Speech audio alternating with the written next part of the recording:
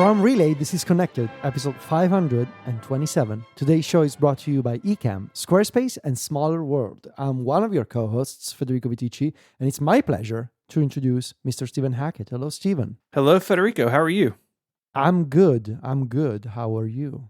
I am good. It's raining, kind of like a dark, cool, rainy day here, which is fun. But what's more fun is being joined by our very own Ricky Benchman, Myke Hurley. Hi, I'm Ricky Benchman, Myke Hurley, and I'm here today to try and get you to buy a t-shirt. Would you like to look good for the holidays? Well, let me tell you, the Relay FM Unwrap the Gift of Podcasts holiday t-shirt is available once again. What's it going to take to get you in one of these t-shirts today? Go to relay.fm/store. I will buy one, okay. And you can get one for your very self, or there's also a link in the show notes. Also on this store is a really weird collection of merchandise called Happy Merchandise, which is an artist's interpretation of me in a ball pit from the Podcastathon. These are all available to you at relay.fm/store. I'm making lots of hand gestures right now to try and invite people to buy, but they can't see them. It's too bad. But what's it going to take, you know? Nothing, just a bit of money. Okay, well, that's what it's going to take. Go get one for yourself. Stephen, did I do a good job? It's pretty good. We'll Thank see you. how the sales go. Yeah. So far, so good. Okay, great. I put your face on a cups and a phone case. I went wild the other day. Yeah, well, as I told you offline, that artwork costs a lot of money, so you got to try and make it back somehow. Yeah, I was shocked. It's very expensive. People, if they are members, which you should be, you get Connected Pro, longer ad-free version of the show each week. One member perk is this membership podcast that you and I do called Backstage, and I did the merch live on Backstage, and it's pretty funny. Mm-hmm. Okay, follow up. Myke, tell us about Vision OS 2 and keyboards and what's going on here. So this is some long-term follow-up. So we have spent time in the past talking about the Mokibo keyboard. Mokibo.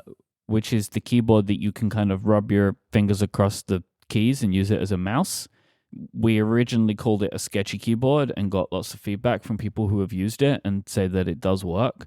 Well, Mokibo what is even truthers, further, if you will, the keyboard truthers out there, what is even further back follow-up? This was a post on Mastodon by Chaos Tian, who was the person who designed the 3D printed case and also created some of the spec files for how to extract the Touch ID button from a Magic keyboard and put them into that little case thing. So Chaos did that. Anyway, they said, after Vision OS 2 enabling mouse support, which was a thing I did not remember it happened, the Mokibo Fusion seems to work pretty well with the Vision Pro as a portable keyboard / occasional trackpad for high precision selection. So, there you go. I ordered one. Yeah, you did. From the sketchy website. Yeah, I have no idea if it's actually gonna ship or not. I actually ordered one from their Indiegogo page, which seemed a bit more legit. The thing is, I ordered one from their Indiegogo profile 4 days ago, and then I got no confirmation whatsoever. Are they even considering shipping the unit? It's unclear right now. I got a receipt from Indiegogo. Yeah. But that was it. Really. That was it. They have concepts of a plan for shipping that thing to you. Yes. They have that. I don't understand. So with Indiegogo, you can just buy stuff? It's not like pre-order? I will let you know if it works. The answer is we'll see, I guess. In the past, I have used Indiegogo to. It's weird because it's like you think of it as a Kickstarter, but it's like a Kickstarter that keeps going after the fact. Yeah, it's and weird. So I have bought and received an eGPU and a handheld from Indiegogo from two separate quote unquote campaigns after they were over. Yeah. So it's like the campaign stays up and you can continue purchasing the item, but it's all very unclear, to be fair. Indiegogo, no offense to Indiegogo, but I get a weird vibe. It's why did you not do Kickstarter? You know, like, because I've seen lots of Indiegogo campaigns for things that have been kicked off of Kickstarter and they go to Indiegogo. And there's just like a thing of like, oh, why are we here? Like, why did we choose Indiegogo as the starting point, you know? I don't know if you guys ever feel that way, but that's kind of how I feel about Indiegogo. Yeah. It's I don't know. I'll let you know if it ever shows up. We'll see. No clue. But it looks interesting, and it seems like there's a version 2 of the Mochibo Fusion, which is what I ordered. Should be compatible with both Vision OS and iPadOS. So we'll see. Maybe at some point it'll show up. The next time a follow-up that I just read in our document I had to really sit and think about this for a second, where it kind of felt like we're in like a James Bond movie and someone is trying to get some documents to us. It says, the marble is still in the van. And like, I've worked it out now, but it took a minute for me to work out what this was in reference to. It's like the crow flies at night or something. That's right. We spoke about this on how I spent some of my time on my sabbatical. We think there was a marble loose somewhere in our minivan that you would only hear every once in a while. And I put a picture in Discord. I took the seats out of the van, pulled a bunch of carpet back. I thought I had fixed it. I found this like piece of plastic. I didn't hear it anymore. But my wife, this is a direct copy and paste from iMessage. Yesterday, Mary texted me and all it said was, the marble is still in the van. So I failed. And honestly, I'm probably going to take another month off just to process this. I was going to say, you got to go back now. You did not complete the sabbatical. You know? You got to go back and do it. I know. The next step is like truly disassembling this vehicle. And it seems like a lot. I'm going to tell you something now, all right? You can do whatever you want with this. Trade the car I feel in. like I need to tell you. No, I mean that. You are an incredibly skilled individual. I've seen you do things in like 2 things, and I'm like, wow, how did he do that? You know, like I've seen you get on a roof, like just things that I would not do, right? Or like even doing the CarPlay thing, right? Where like you change the CarPlay thing out, or you like change suspension or whatever. I don't know, and please don't take this as a challenge. I don't know how I feel about you disassembling an entire minivan. Like, I'm convinced something won't go back together correctly. Can I say something? Can I say something else? To add on what Myke said? I am by no means a handyman, but I think you're thinking through this problem the wrong way. I think you disassemble the van, right? You take out all the seats and whatever. But I think the marble is actually in one of the seats. You've been looking in the van, but I think the marble is inside the seat. Oh, interesting. That's why you were unable to identify the marble. Have we also considered that maybe there's just a marble in Mary's backpack? Like she's just like, there's marbles in every car. Like, what is going on? The marble jumped into your truck. I don't know. You're never gonna get this thing. But yeah, I'm with Federico. Maybe it's not where it's not where you think. You know, like it's somewhere else. It's somewhere. The marbles coming from inside the house. Or you have a potentially dangerous way to test out your theory that the marble is in the van. I do not advise this, but have you tried moving the van without the seats and see if you hear the marble moving around? I mean, the concern is, or not the concern, the problem is that it's intermittent. And so, like, we thought it was fixed now for like 3 weeks, and then it came back. And so I'd have to drive the van without the seats for a while. And that seems bad. Right. Yeah. Don't do that. Or if you do, maybe record a YouTube video for a sponsor while you do that. Oh my God. He made the joke we all made in iMessage. He made it.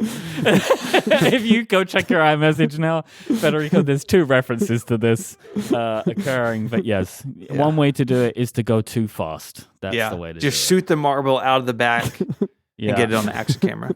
Oh, God. I don't know what I'm going to do. I mean, I'm not going to, I don't know. Disassembling it further would get complicated. And I already had to like disconnect the battery so I could unplug the airbags from the seats. Like it was already a lot. So we'll see. We may just live with the marble. Yeah, the marble's part of the family law now. Maybe. You know? That's just where it is. If we sell it at some point in the distant future, just be like, hope it's quiet. Just drive slow. Just really, really slow. Really slow. Like on the test drive. Yeah. Like just very, very slow. Bad news. No. Grainy Gate. No. Grainy Gate. Marble Gate. We're not doing this. No, this is not a gate. This is a person. Steven? No. Just stop going on the Mac Rumors forums. Yeah, someone sent this to us. This is I don't care. Who is this someone? This is listener Igmar. Sorry if listener Steven with a V. It doesn't matter. Like, even if someone sends you a link to the Mac Rumors forums, it also counts. Stop going on the Mac Rumors forums. It's like people with conspiracy theories hanging out in there. That's all it is. But anyway, what is happening? Please, yes. The MacBook M1 cameras apparently look grainy after the macOS 15.1 update. Okay. And I have an M1 MacBook Air, and I see this. It's weird. Oh. It's clearly a software processing thing. Maybe you can spend time on the forums then, I guess. I guess if you have it. Wait, did you notice it before you read about it? That's on a laptop I only use for betas. So like I had to go get it off the shelf and update it. And I don't really ever use the camera built into any laptop. But there you go. Grainy. We'll fix it. It's probably fixing 15.2. Grainy Gate. This episode of Connected is brought to you by Ecamm. Ecamm Live is the leading video production and live streaming studio built for the Mac. It handles all aspects of video, not just live streaming, so it's perfect for simplifying your workflow. It's easy enough to get started quickly, but powerful enough that you can create just about anything with video, and you do it all with Ecamm. What impresses me most about Ecamm is how native it feels to macOS. The people working on this really get how the Mac should work, and it takes advantage of all the media power lurking below the surface on your Mac. So whether you're streaming, recording, podcasting, or presenting, everything you need is in Ecamm, including support for multiple cameras and screen sharing, and a live camera switcher that lets you direct the show in real time. With Ecamm, you can stand out from the crowd with high-quality video. Add logos, titles, lower thirds, and graphics. Show your screen, drop in video clips, bring on interview guests, use a green screen, and so much more. And some super exciting news. Ecamm for Zoom is now available for everyone on the Pro level plan. So you can automatically send Ecamm Live's audio and video output into a Zoom meeting, webinar, or event, and add up to 8 Zoom participants as camera sources in your broadcast or recording. Plus, you can additionally create individual participant audio and video recordings and add Zoom chat messages to your broadcast or recording as text overlays. It's super cool. Ecamm's members are entrepreneurs, marketing professionals, podcasters, educators, musicians, church leaders, bloggers, and content creators of all kinds. Get 1 month free today at ecamm.com/connected using the code CONNECTED. That's Ecamm, ECAMM, ecamm.com/connected with the code CONNECTED for 1 month free. Go check it out, and our thanks to Ecamm for their support of the show. Listener Jeremy sent in something called the Nomad. This is a product on Kickstarter, not Indiegogo, thankfully. They've raised $135,000 over a goal of $10,000, which seems low when I describe this product to you, but definitely go check out the page. I just opened the. Oh my God! Yeah. I need to buy this. Yeah, one of us will. We'll talk about this. Let's talk. Three about things. This. It's 3 things.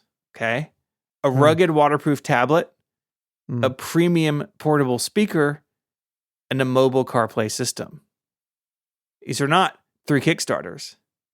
It's 1 Kickstarter. We call it Nomad. So this thing is incredible. It's this Android tablet that supports CarPlay and Android Auto, supports AirPlay, has Bluetooth and headphone jack out, lots of mounting options. It's waterproof. Basically, it's a take it anywhere, including the shower, CarPlay, AirPlay, speaker thing. And I kind of love it. What they are, Federico, if you haven't seen this, you have to watch the video with sound later because it's hilarious. Like the guy doing the video, like this is, if anything, this is a fantastic Kickstarter campaign from like a video perspective. Like the marketing of this product is very good. And like what they're going for, which I appreciate, is like this is the portable TV, right? That, you know, like from when we were kids, people would have portable TVs. Like that's what they're going for here. Now, Stephen, you are famed CarPlay enthusiast. Yes. How are they doing this? So you can there's a bunch of Android tablets you can get, and you see this a lot in like aftermarket stereo stuff in cars. Like you buy these things off AliExpress or Amazon or something. There's huge Android tablets, and they run CarPlay, or like they can receive CarPlay. Because if you remember, all the brains of CarPlay are happening on your phone. Basically, the screen just has to be the right kind of receiver for that signal. And this is not something that Apple, as far as I know, that Apple has to approve, because surely they would not approve like a 17-inch Android tablet you can slap in your F-150. But the AirPlay and stuff, you know, it's like people have built these packages to run on top of Android. And so this thing is an Android tablet that can do a bunch of these different things. And one of the things it can do is accept CarPlay. Because, like, isn't Apple involved in CarPlay? Like, is there no, like, blessing of this? I don't. There may be, or there may have been, but it seems like, and I couldn't find a lot of information on this, but it does seem like either there's not anymore or people have figured out how to do it themselves. Which that doesn't, it doesn't strike me with confidence that this is a product that will work forever, is kind of what I'm saying. Yeah, right? maybe. That, like, because I don't know. I just don't know about, like, for example, there are a bunch of headphones that you can buy that are fake AirPods that when you try to pair them, somebody has somehow re-engineered the AirPods pairing thing, and it will show that, right? Like, this has been a thing forever. There's been a bunch of YouTube videos about this. You know, people have done this. And so, like, there are always workarounds, but every time there's a new version of iOS, like, is this thing gonna jam up? But anyway, it is a very interesting product because you say it's an Android tablet at heart, so you can run Android apps on it, and you can run CarPlay on it, and it is fully waterproof. It's a screen, so you can watch things on it. It's got speakers. It's got a bunch of attachments that you can. It's got a stand. You can strap it to things. It has a shower mount. It has a battery that attaches magnetically. It has a cup holder. It's I think a very well thought out, clever product. Now, how does it actually run? I was digging through some of the comments today. The actual like hardware of the thing, like it's gonna be a little rough. So we've got Android 13. It's running a Qualcomm 662 processor, which I think, Federico, correct me if I'm wrong, is like lower powered than a bunch of the like gaming handhelds that we use. So like there are ways to maybe make this thing a little bit better, but it may also just do the job of like you want to listen to things or watch YouTube videos in the shower. I get, like it's a clever product. Like it, I think that they've developed something really interesting. There's a couple of things. I wonder, how's it going to work? They say they're going to deliver this in February. Like that feels like the Kickstarter mistake. Like I don't, of like over promising and it being delivered very late. And that just happens to everyone, Sure. So yeah, it's an interesting idea, an interesting campaign. Stephen, are you going to get one? So I was interested in it because, like CarPlay in the shower would be great. So I have a Bluetooth, like some waterproof speaker in the shower, and listen to podcasts and music in the shower. But like your phone's like in the bathroom, and you're like yelling at Siri, and it's not ideal. And so I showed this to Mary. I was like, "Look how cool this is!" And she had such a visceral reaction to this. The only other time I've really seen this sort of reaction from her was when I strolled into the house wearing the Vision Pro, and she was like, "No, like you're not wearing this in the house."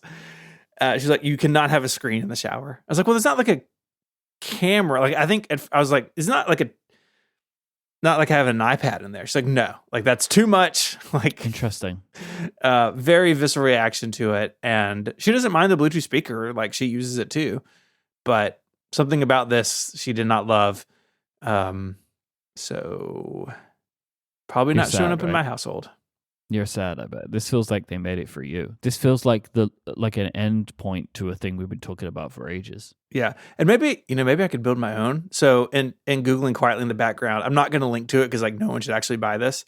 There's a $40 USB dongle that is like injects CarPlay into an Android tablet. And in the description is a URL to download an APK to run on the Android tablet. Yes. And the URL yes. is not an actual domain name; it's an IP address, like in the Amazon description. Yes. So, yes. I did not click. I did not put that in a browser. Like I do not nothing to do with that on my network. But yeah, I mean, it's weird to me that you're like, I won't buy this because my wife said I can't, but I might make my own. I'm not 100% sure how we get to that. Like that's she wouldn't like that either, probably. But it'd be a fun project because it's the same thing. It's why you're doing the same thing. You're just like hiding it, like which is worse, right? Yeah, secret CarPlay shower tablet is worse. Yeah, it's worse than just buying the CarPlay shower tablet. Mm-hmm. That's true. I respect this project, you know? The video is really good. Like, even if you're not interested in it, the video is a couple minutes long. They did a great job on it. Like, really, like it's funny and engaging, and it's good. The video made me go from I have no use to this to I want this. Yeah. So I'm not going to buy it because I don't want it that bad. But like the video was good enough that it made me want. I'm intrigued to see how this project unfolds. I'll be keeping an eye on it. That's for sure. Mm-hmm. Yeah, I think it's just interesting that it's CarPlay beyond sort of the normal places we think of CarPlay being. Like you could see, and we're going to talk about the Mark Gurman thing later on. Like something like CarPlay could be useful in other realms. I don't know. It's pretty cool. Myke, tell us about Apple's new book. Oh, I mean, Apple are working with Aseline to make a book, which is $450, which is very normal for Aseline books. That's like what they do. They make very expensive books. I respect that this book comes in a clear case and it looks like a cassette or like a CD. I think they've done, they make art books and they make expensive coffee table books. And you think to yourself, okay, they're having another shot at the Designed in California or whatever. Yeah, right? let's go. That Steven has. But no, it is a book that is it is a physical representation of the 100 best albums list that Apple Music put together a little while ago. Which is bad. I'm gonna read from Christina Warren, friend of the show on Mastodon, who says, "The price isn't what's making me laugh. It's that it's for Apple's truly unhinged 100 albums of all time list. It's not a good list. The list is very, very bad. I cannot imagine making such a beautiful book for such a terrible list," which I agree with wholeheartedly. Yep. Couldn't have said it better. Art and lists, and it's all subjective. Like people are just making their lists and stuff, like whatever. But like, list ain't great. Like no, but I think unhinged describes the vibe of that list. Yeah. As a reminder, and look, this is no disrespect to Lauryn Hill, but the best album of all time is The Miseducation of Lauryn Hill. Mm-hmm. Followed up by Thriller and Abbey Road. And then Purple Rain. I'm sorry. But it's not accurate information. I don't know how a group of people came together and did this. Yeah, it's wild to me. I think I had this conversation with you or John, or you and John together at the time. My opinion is I I've always thought that it was going to be either Thriller or Abbey Road. And if we go, like, just my personal opinion, if we go by influence on the music market, on just the style of music production, just influence on people in general, like, it should have been Thriller, in my opinion. But the whole top 10 is truly kind of unhinged. Sort of like gives me the vibe of like, hey, let's just be different for difference sake. Like, I cannot believe that Rumors by Fleetwood Mac did not make the top 10. Yep. It's that I think Rumors by Fleetwood Mac is the best album ever made. That's my pick. Like, it's not my favorite, but I think it is the best collection of music ever put together. Like, I think it is an untouchable album. No disrespect to Frank Ocean, but like Frank Ocean higher than Prince? No. I just think that something like that, like, well, Frank Ocean is just behind Prince. Frank Ocean was 4. But, like, Frank Ocean ahead of Songs in the Key of Life by Stevie Wonder? I don't understand it. Like, I feel like an album released in 2016, we haven't had enough time from it. You know? Like, anyway, the list is wild, and it is actually kind of very fitting that they've put it in a $450 book. But, like, it is and it's, I'm sure that the book does an interesting job of explaining, because it's got editorial in it too. But yeah, the list is wild. The book is expensive. I respect Apple making books. I think they should do more of this stuff. Because, like, why not? Like, but this one is truly, they are, I guess, continuing the unhinged nature of their book releases, right? Yeah. Where the first one was unhinged just because of the fact that it existed, like that was unhinged, and now they have continued it by putting this list into a book. Yeah.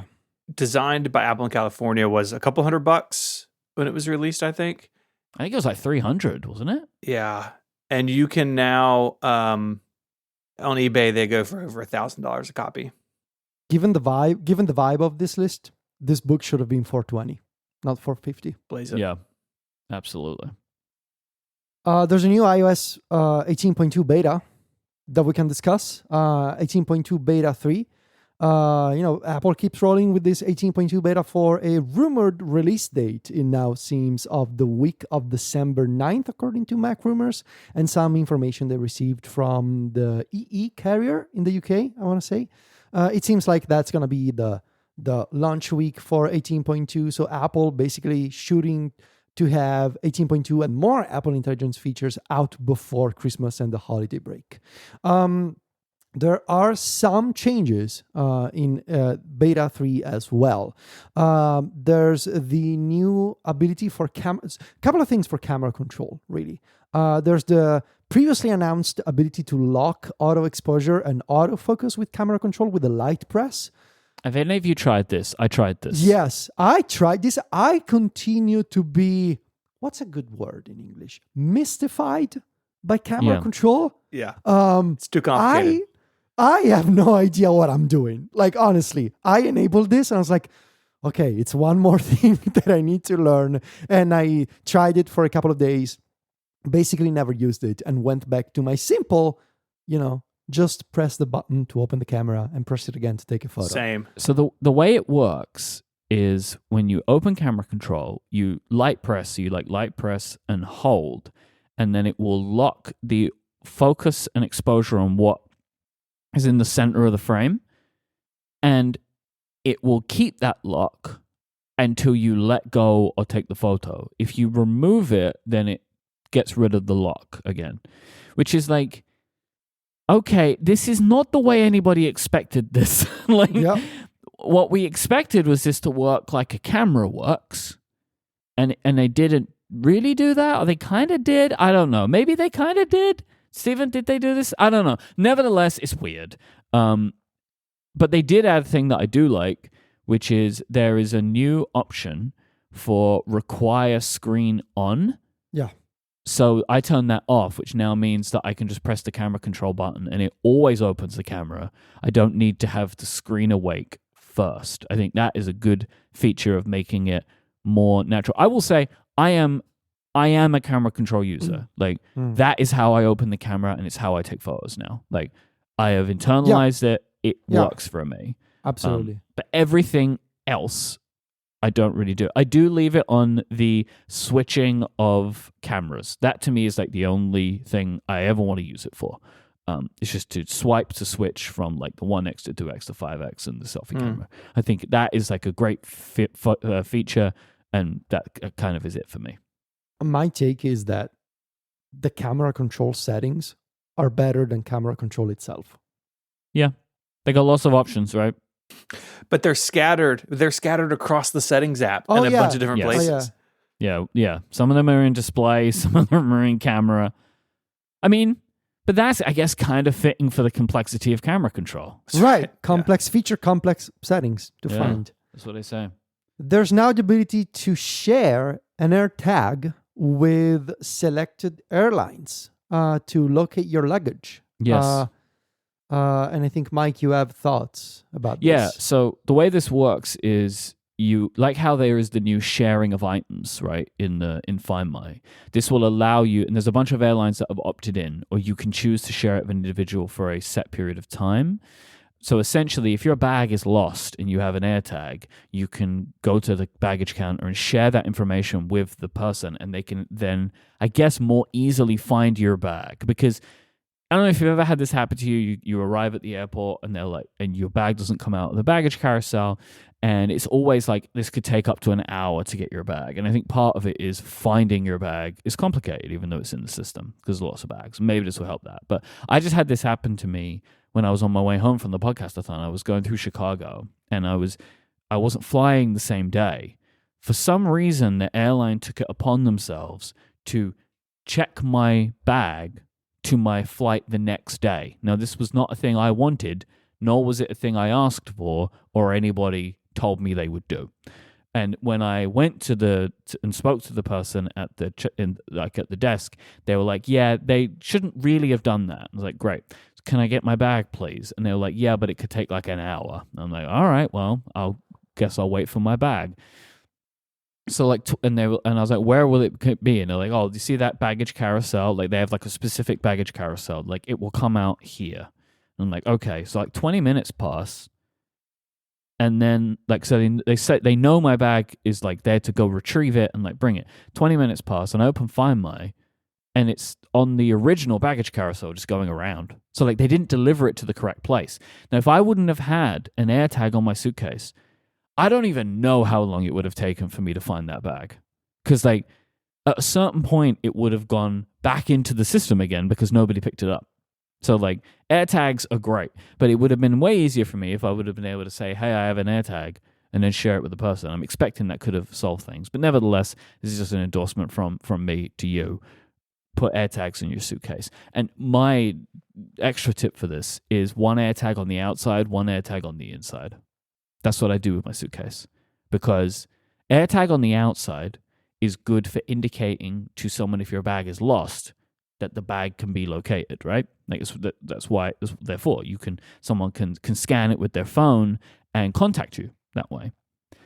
But then the AirTag has the opportunity to fall off or be broken.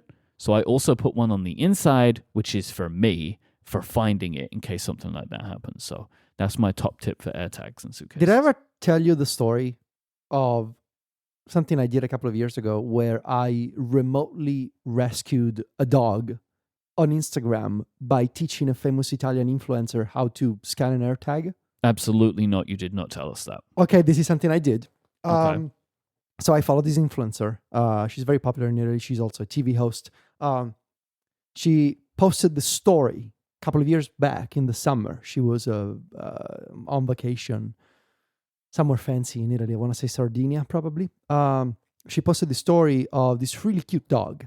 And in the story, she wrote, "Help, we found this dog. She has I believe it was she has a collar and there's an AirTag. What do we do?" It's like a public story with this photo of this dog with a collar and an AirTag. And so I was like, my Apple nerdiness kicked in immediately. I was like, you know what? These influencers, they never look at messages, but maybe in this case, They will. there's a dog involved, and maybe this is my moment. And so it's like I replied via DM. And mind you, this is like an influencer with 2 million followers, okay? Mm-hmm. And I have like, what, 8,000? Don't undersell yourself, Federico. Yeah, well, you know? Whatever. So anyway, I replied, I was like, okay, so what you need to do is bring your phone close to the AirTag. And if it's in lost mode, in theory, it should prompt you with a notification to open Safari. And in Safari, it'll give you a web page with a phone number of the owner that you can call. And sure enough, it worked. And she replied, she was like, thank you so much, we're going to try this. And so I was like, okay, that was it. It was like my moment with an influencer who replied to me. And she actually followed up a few minutes later with a picture of the dog. Says like, oh, thank you so much. I was able to call the owner. He just rescued the dog. Everything's okay. Thank you very much. It's like, oh, that's, my skills were useful for once. Changing lives. One dog at a time. Sure. Yep. And one influencer at a time. Sure. Yeah. Anyway, AirTags, they're AirTags. Cool. They're great. Yeah. Also, a couple of other things that I thought were interesting. Media volume, being able to change the media volume from the lock screen is coming back. It's an option in accessibility. And there's a live activity for Safari downloads now too. Yeah, that's nice, actually. And as you know, someone who releases every year like ebooks and large downloadable files, I always get the emails from people because before this change, it was very confusing where the Safari downloads would go. Yeah. Sure, there's a small indicator in Safari showing you that something is actually downloading, but it's easy to miss. Indicator. It's easy to miss. And with the live activity, it's a little more in your face, that something is actually downloading. And it also highlights the fact that maybe few people know this, but Safari can totally download even large stuff in the background. If you close Safari and you go do something else, even before the live activity, Safari could do it. Now it's more obvious that it can. I just like that all these things are being added into 0.2. Like, it's not just Apple Intelligence, right? Like the iOS 18 is being made noticeably better, even though they're focused on the Apple Intelligence as well. Like, I'm happy about that is like the work is still happening. It's not all been passed over to this one specific thing. This episode of Connected is made possible by Squarespace, the all-in-one website platform for entrepreneurs to stand out and succeed online. So whether you're just starting out or managing a growing brand, or maybe you got one that just needs a refresh, you can stand out with a beautiful website, engage with your audience, and sell anything, products, services, and even the content you create. Squarespace has it all in one place, all on your terms. With Squarespace, you can manage your videos easily, upload video content, organize a video library, and showcase your content on beautiful video pages. You can even sell access to your video library by adding a paywall to your content. And Squarespace payments make it easy to get paid all in one place. Onboarding is fast and simple. In fact, you can use Squarespace invoicing to create invoices and manage your leads and clients with proposals, estimates, and contracts. But Squarespace payments make it easy to get paid on the back end. So start receiving payments right away. Your customers get lots of ways to pay, like Klarna, ACH, Direct Deposit, Apple Pay, Afterpay, and ClearPay, depending on where you're located. And all this stuff is integrated. It knows about the other features. And that's my favorite thing about Squarespace. I've been building on it forever, and they have added so many things to this platform over the years. It really has become a one-stop shop for anything you need to do online with your company or your project. So head on over to squarespace.com to sign up for a free trial. And when you're ready to launch, go to squarespace.com/connected. There you will save 10% off your first purchase of a website or a domain name. That's squarespace.com/connected. And when you decide to sign up, you'll get 10% off your first purchase and show your support for this show. Our thanks to Squarespace for their longtime support of Connected and all of Relay. So we were just speaking about iOS 18.2, and I was surprised when I opened our document today to see that Federico wanted to talk about some uses of writing tools in iOS 18.2. This is not what I would have expected from you, so I'm very intrigued.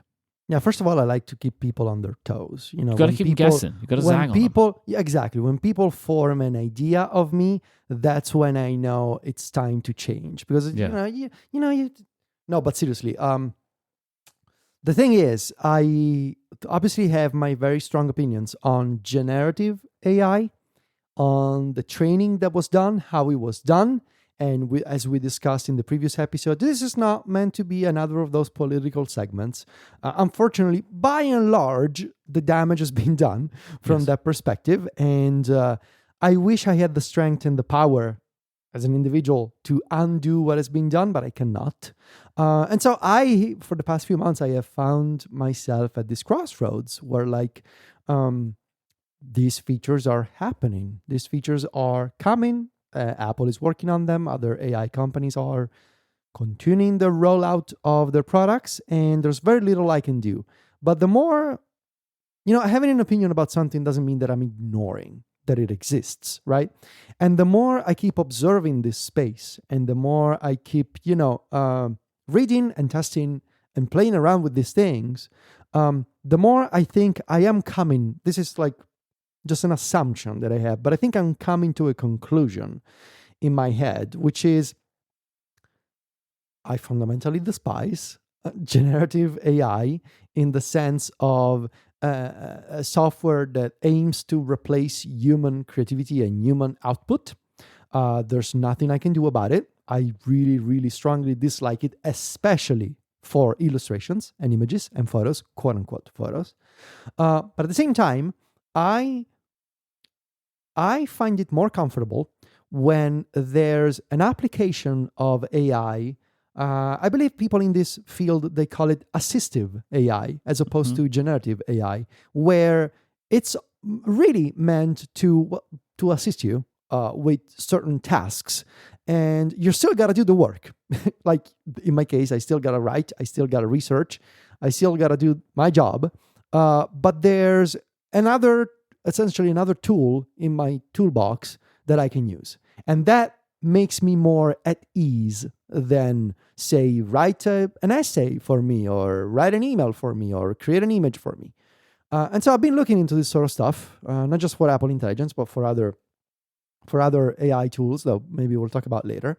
But I thought this week, as I was working in Apple Notes, also because I got to write about 80.2, I thought I identified a couple of things where I could test writing tools, not for writing at all, but for assisting me in the editing and management of a couple of notes that I had in the Notes app.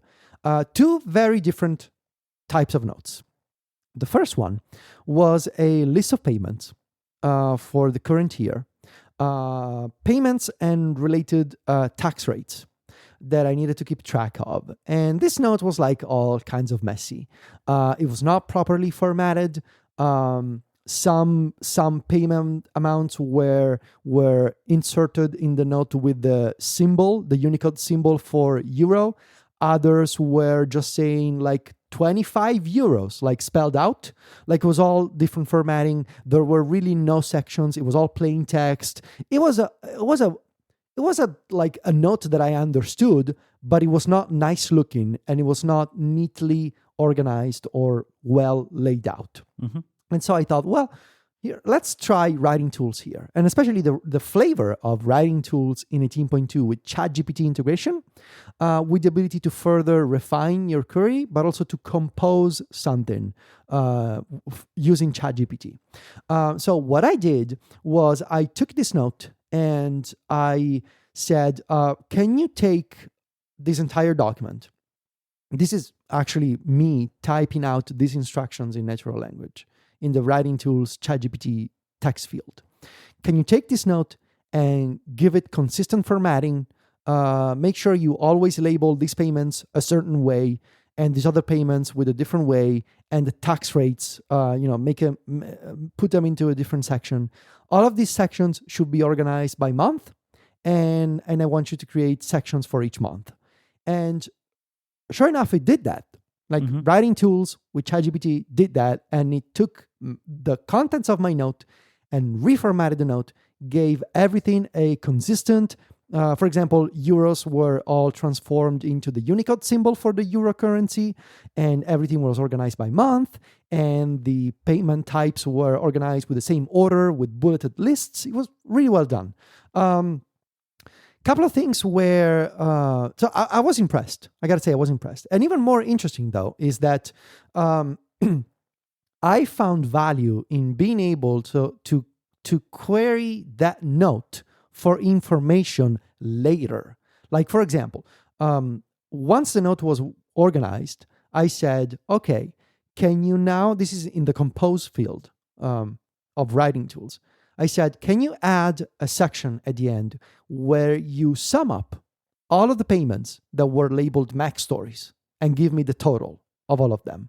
And it did that. It worked. So basically, what I realized is that with this note that contained a bunch of numbers and a bunch of currencies, I was basically remaking a spreadsheet without actually working with a spreadsheet.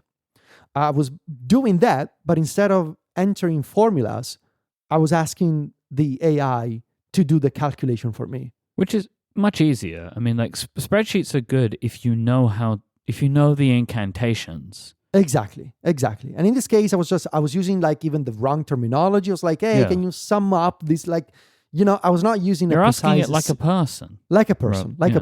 Yeah. But in doing this, I ran into a couple of limitations. The first one is that ChatGPT, I don't think it has an exact understanding of the Apple Notes specific formatting that they want to do for headings, for example. Yeah, absolutely not. When I asked it, like, can you make, so I selected actually I said, can you make all of the month labels proper headings in Notes? And it didn't know how to deal with that. So instead, it entered markdown headings, like H2 markdown headings with 2 pound signs. I was like, no, that's not what I'm asking for. It would be sick if Notes had markdown support, right? It would be sick, but it doesn't.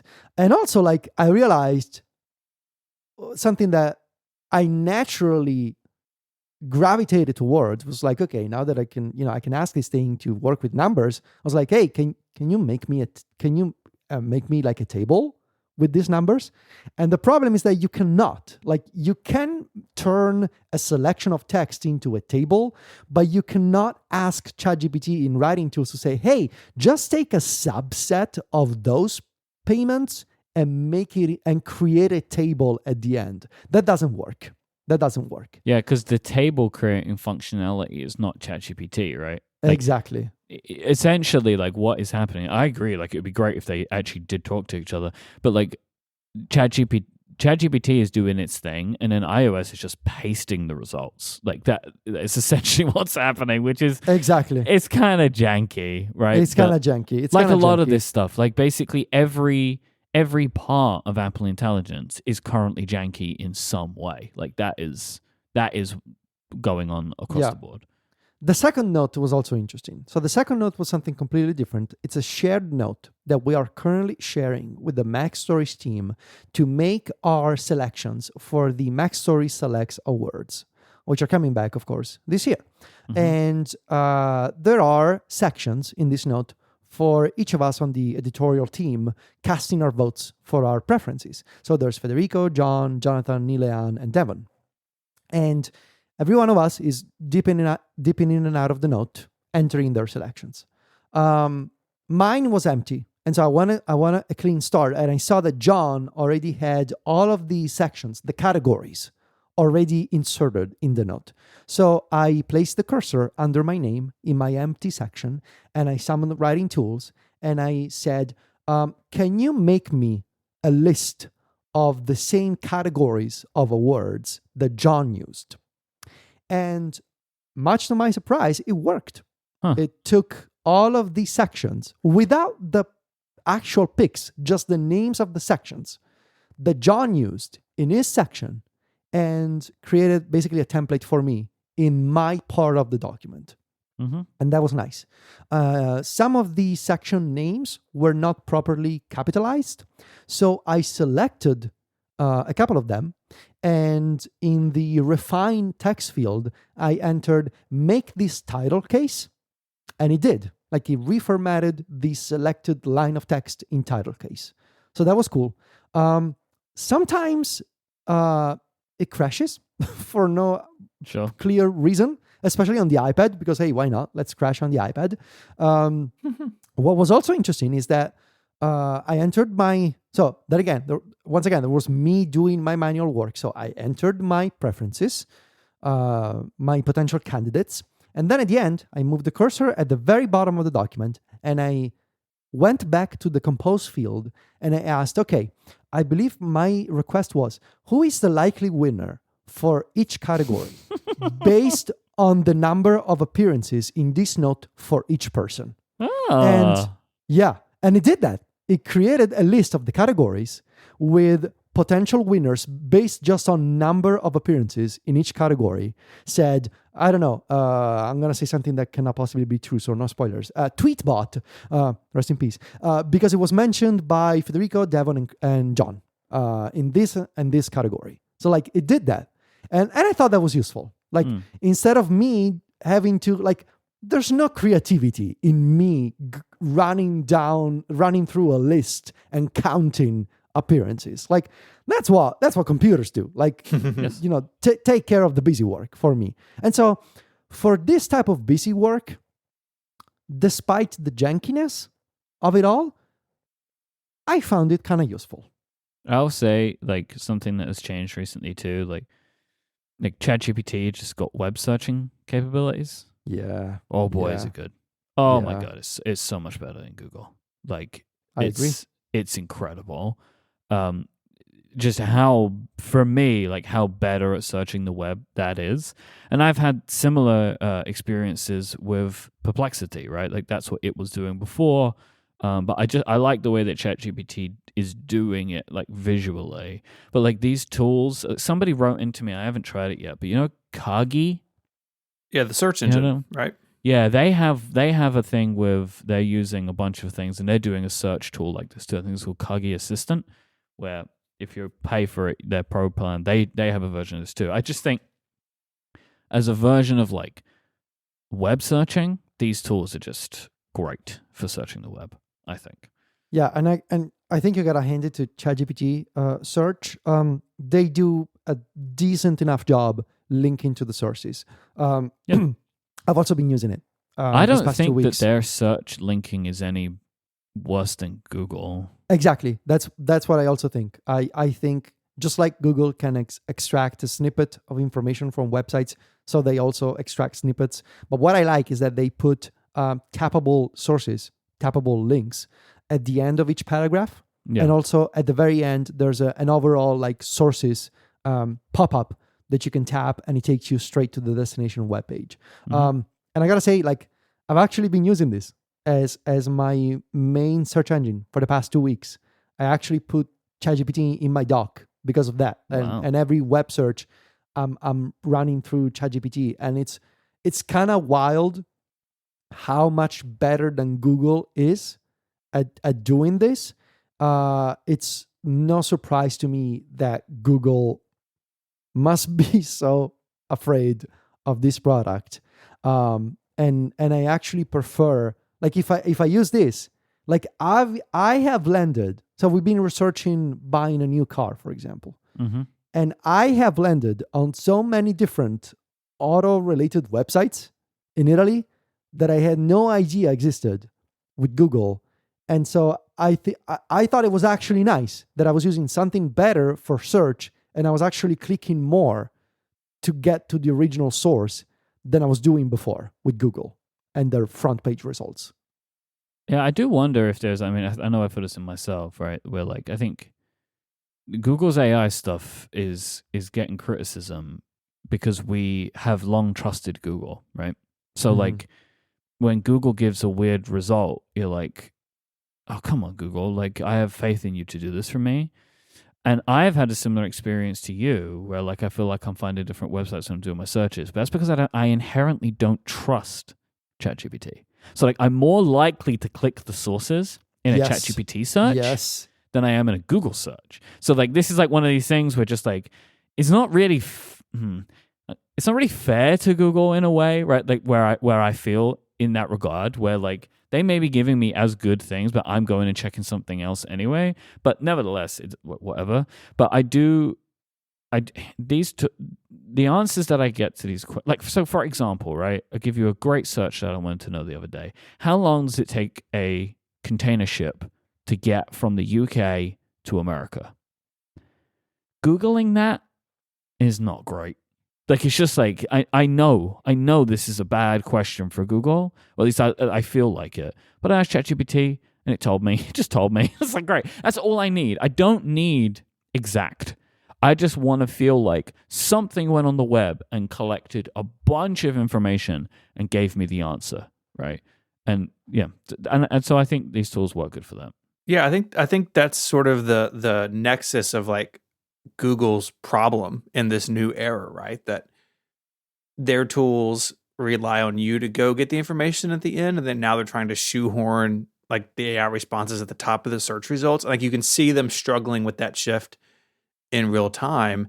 And I think your example like perfectly describes what the heart of that issue is. It's like, am I doing the work or is the computer doing the work? And the trust and everything else, like those are all elements to it. And you know, that will come and go over time. But I think your example is like perfectly succinct on why Google is facing the challenge that it is now. Mm-hmm. Yeah. Now, you're clearly on a bit of a AI assistant kick right now, Federico, right? I can feel this in you. You're going out there, you're seeing what the state of the art is. Yeah. Have you hit the thing that so many people hit, including many of my friends, where you realize just how smart Claude is? Yes. Yeah. This seems to be like the flow, but the problem with Claude isn't connected to the web, which I find to be limiting. But then there are these other tools that can connect to the web and use Claude as the LLM. But like, for some reason, Anthropic haven't done it yet. Yeah. I think it's very strange that, well, maybe strange is not the right word. It's hard. It's a hard problem. It's also a policy decision that Anthropic doesn't want Claude to be connected to the internet because of safety reasons, which I understand. To be fair, I understand. But yeah, Claude, it's funny because I was actually listening to you and Gray discuss this, and I was like, hey, maybe I should try Claude and see what it's like for like personal research purposes. And so what I like about Claude is that it gives you the ability to create projects. So it's you're basically creating like a self-contained project, and you can give it reference files.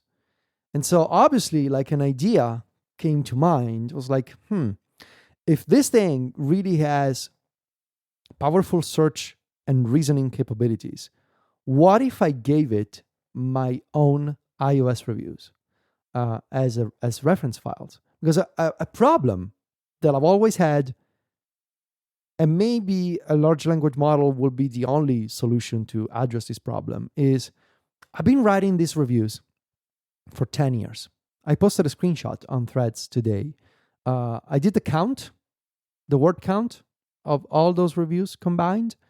It's over 500,000 words. Woo. In 10 years, I have written 520,000 words on iOS and iPadOS combined. It's a staggering amount of text. And you do this for a while,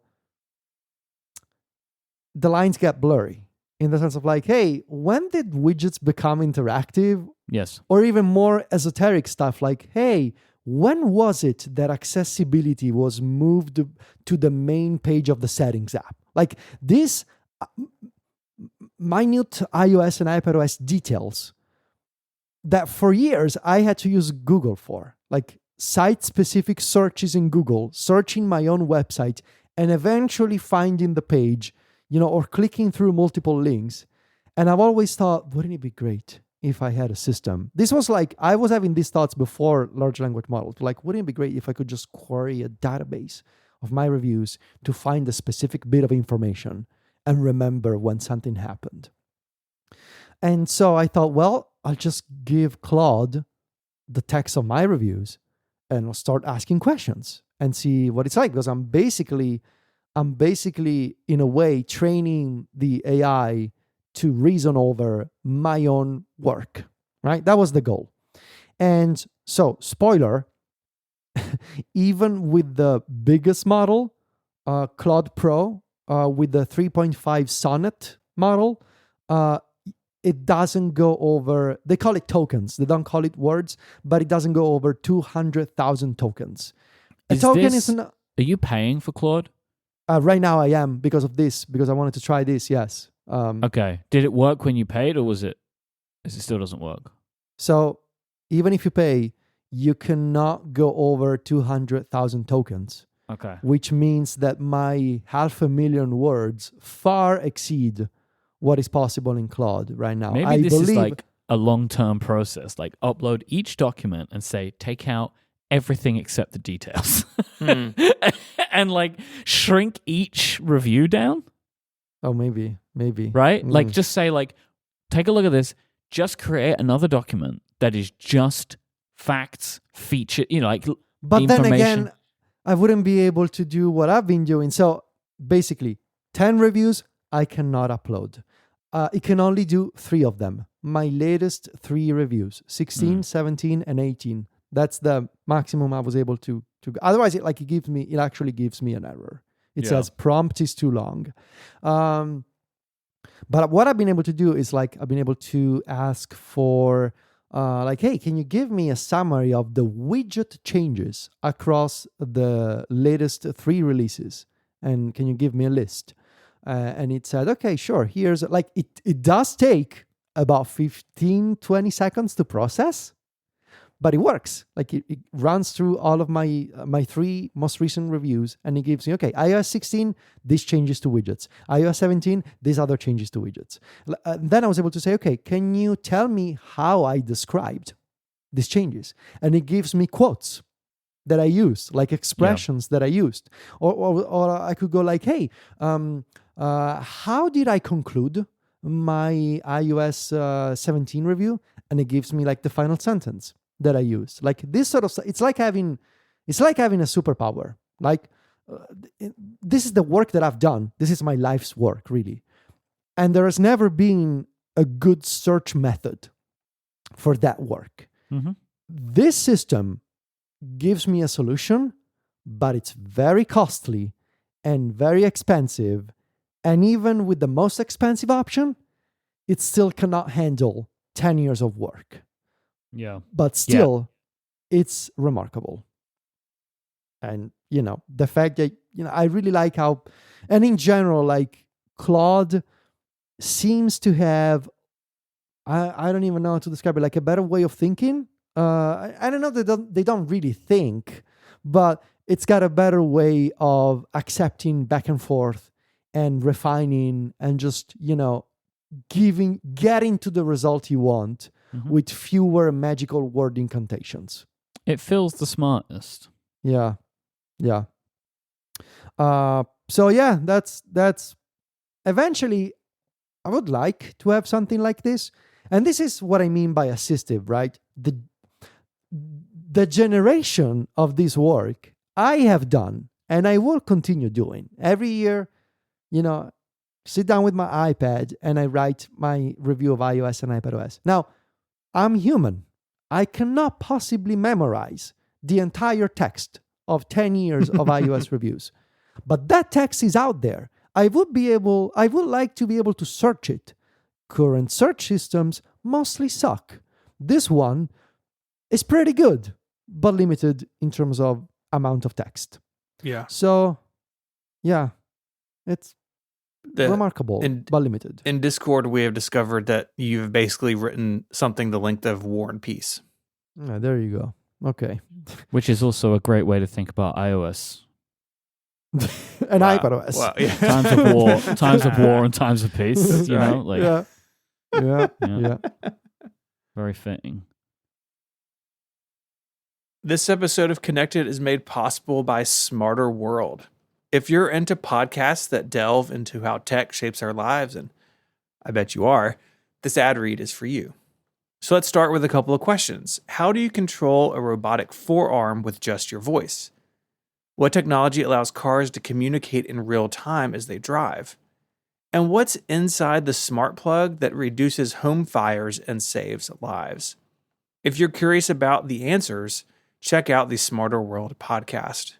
The hosts speak to some of the world's biggest brands and most exciting startups about how they're using technology to change the world around us.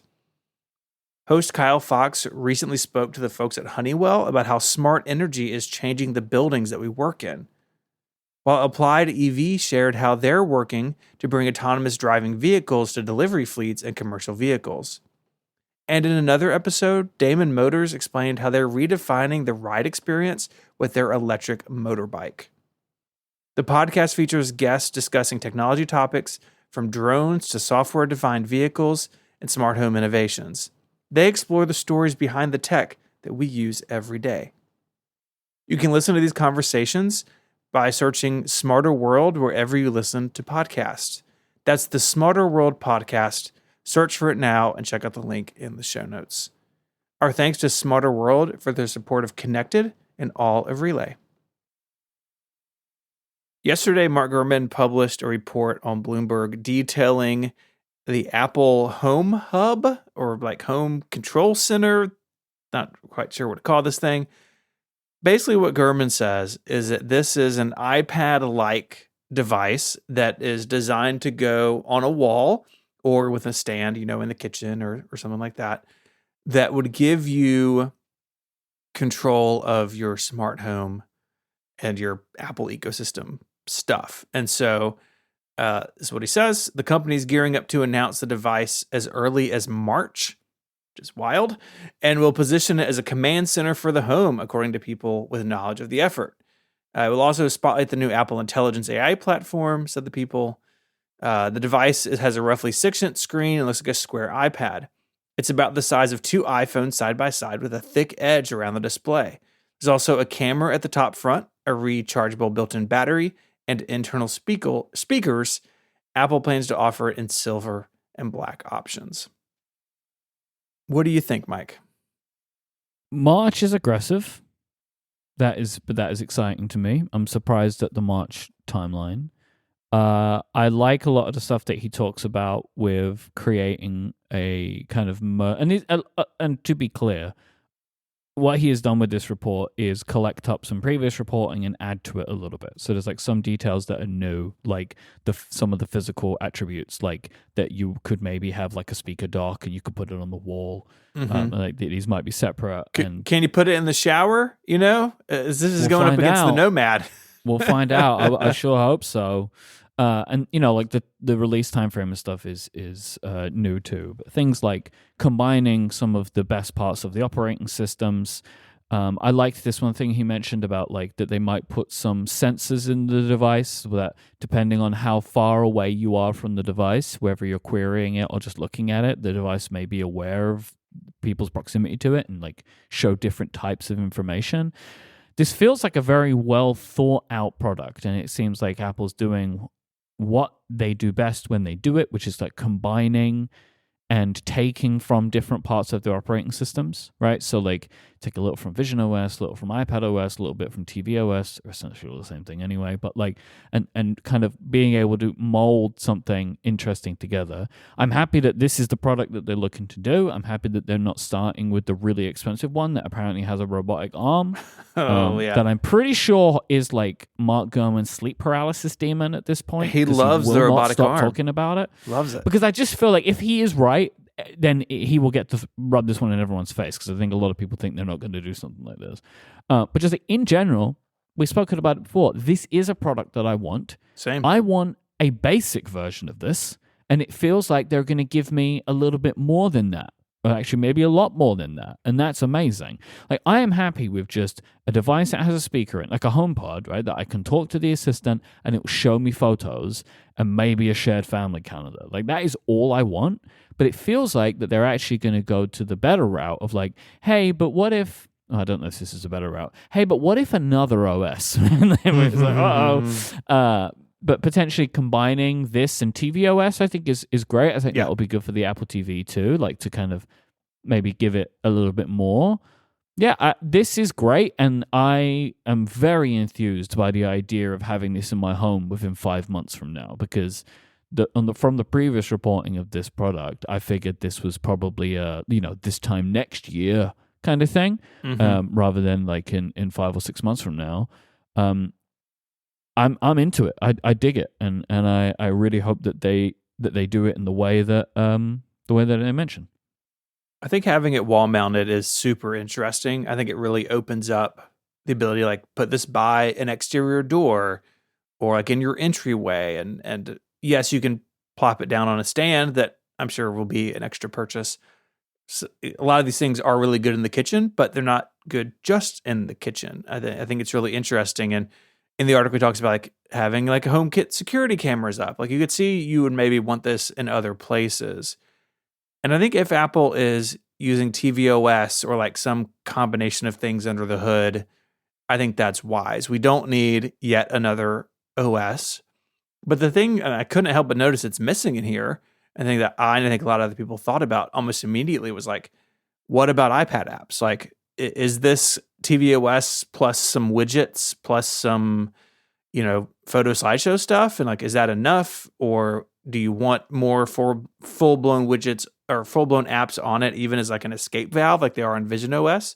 I'm not quite sure, but it is interesting that Apple would be kind of taking, parts of other OSs and things they've done. This is really close to like standby mode on the iPhone in a way. It's all really interesting. I want one of these things so bad.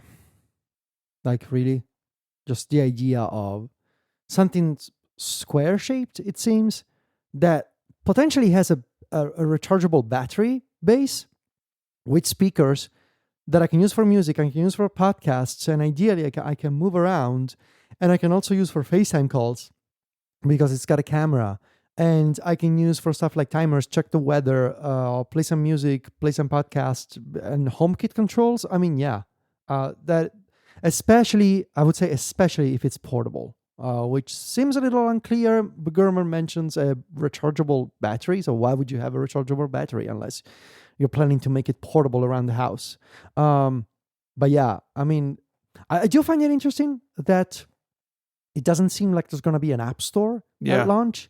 Apple probably learning the lessons with Vision OS and being like, hey, we don't exactly have, or iMessage or, iMessage or WatchOS. Like, we don't exactly have, let's not do another half-empty app store for now.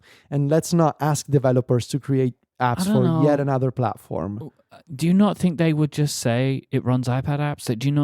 Why wouldn't it? No, I don't think it's going to run iPad apps. Why? It sounds small for iPad apps, and also like 6 inches is too small. And square, and square. I don't know. Yeah, I mean, it's complicated, right? While we've been talking about it, I've been going backwards and forwards in my head of like, do I really need it to have apps? Like, there's some stuff, yeah, but like, for what I want this thing for, I think just Apple's apps isn't enough. But then I think, like, when you were talking, Federico, about like podcasts, well, then I haven't got Overcast on it, Maybe CarPlay's the answer. We've just been looking at it all along throughout this entire episode. This is just going to be CarPlay. Yeah. But it's complicated, right? Because like having another destination for apps is a bad idea, right? Like that is a bad idea. But having no apps is also a bad idea, right? Because then this device will launch and like, you can't use Spotify, right? Like, you can AirPlay. And like, maybe that's it, right? Maybe they're like, hey, well, I want to watch YouTube. Great, just AirPlay. Yeah. And maybe that's fine, right? Maybe that's fine. Yeah. And maybe they make it smart enough with our friend Apple Intelligence that like you ask for a video and it can just work it out by getting it from your phone for you, right? You're like, I want to watch 512 Pixels on YouTube. And it's just like goes and gets me that video and just works it out, right? Like they say, I mean, Mark says AI in this, but like I'm sure Apple's going to say AI in everything. But then also hilariously, I guess this thing runs an A17 Pro, which is like way more power than they would have wanted for this product when it was originally conceived. So yeah, I don't know. The app thing is complicated because going back far enough into history, right? We would say Apple will never launch a device without an app store because, like, of course, you need apps. But then the practicality of Apple in 2024 is like they're not necessarily going to build. Like, it felt like for a while it was like all Apple had to do was release a product and the developers will come and they will do it and they will make the applications. But I just think that the last couple of years, especially this year, have kind of suggested that it's not necessarily as simple as that anymore. So, so it'll be a wrinkle. That would be very interesting to see what happens there. Yeah, well, if this product actually happens, I do plan on getting one. Same. And especially if it's portable. Now, any guesses what they're gonna call this? Is it gonna be a HomePod?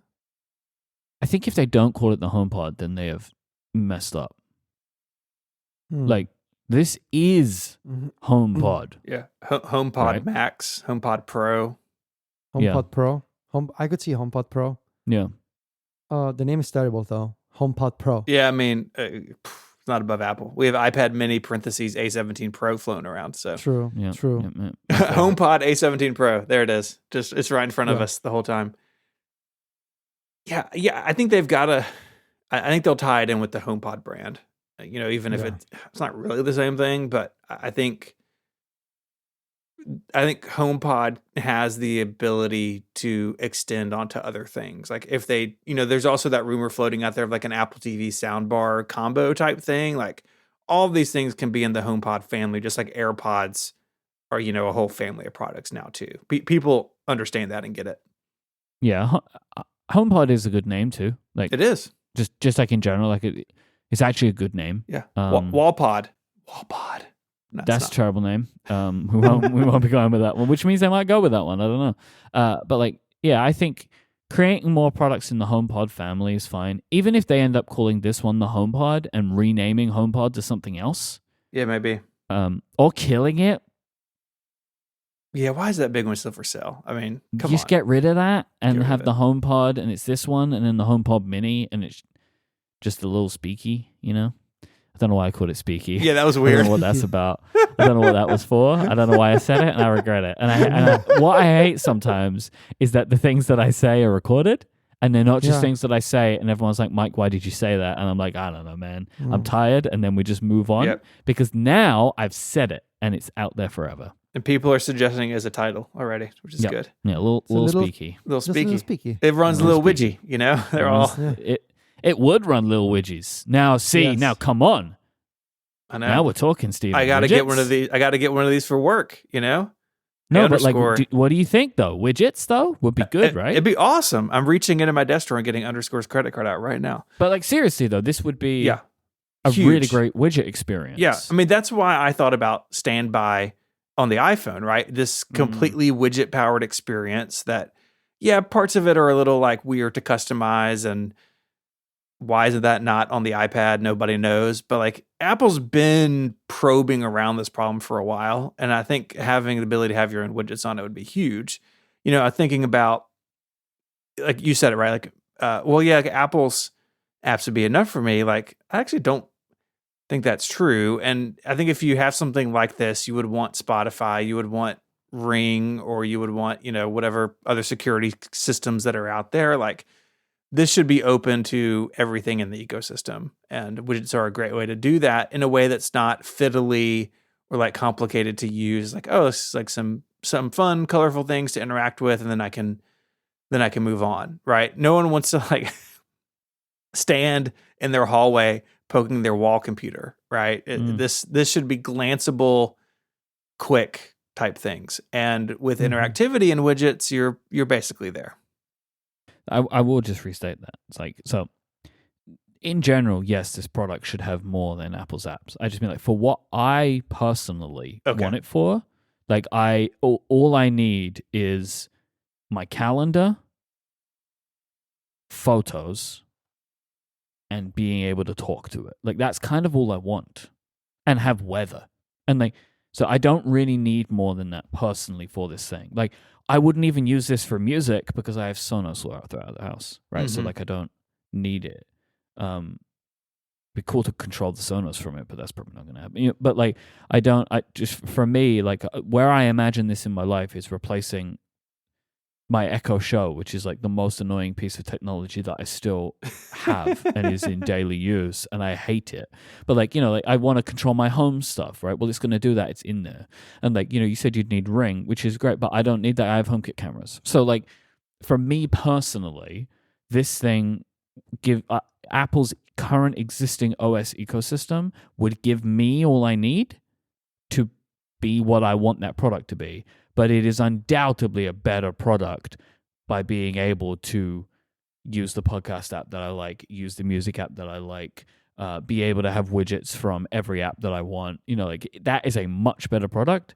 But I would personally get by just fine with just Apple stuff, I think, for what I can imagine I would want to use this thing for.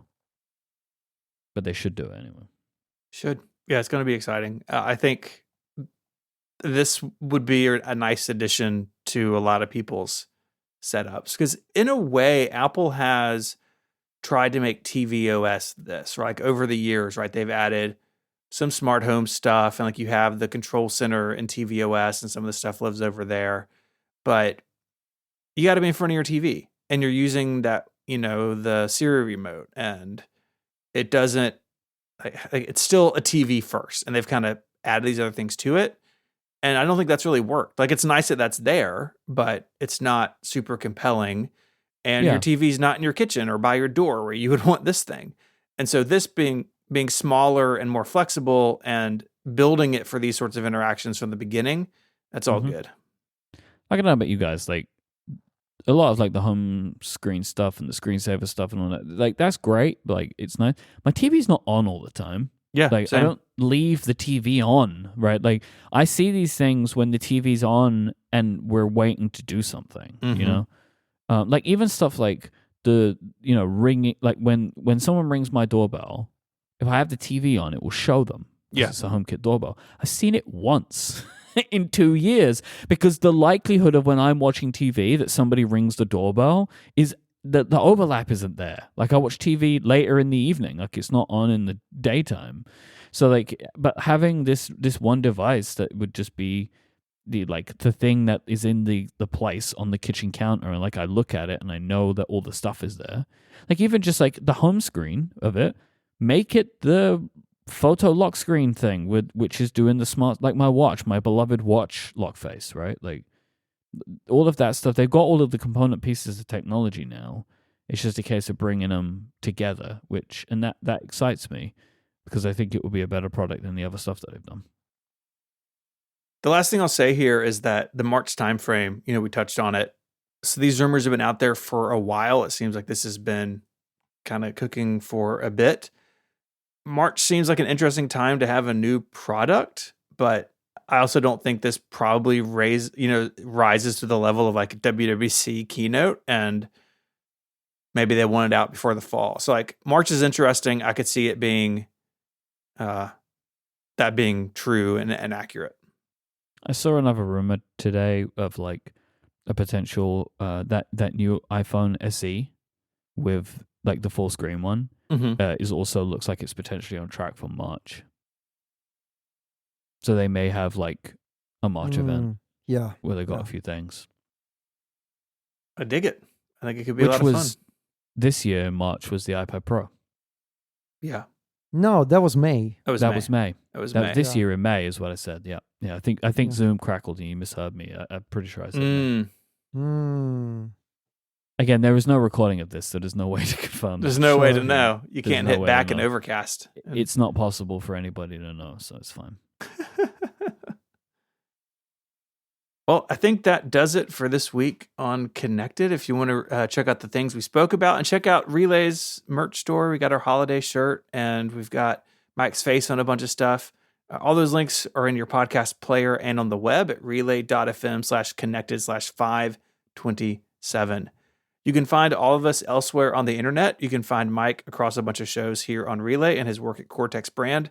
You can follow him as iMyke, IMYKE, across Threads, Instagram, Mastodon, etc.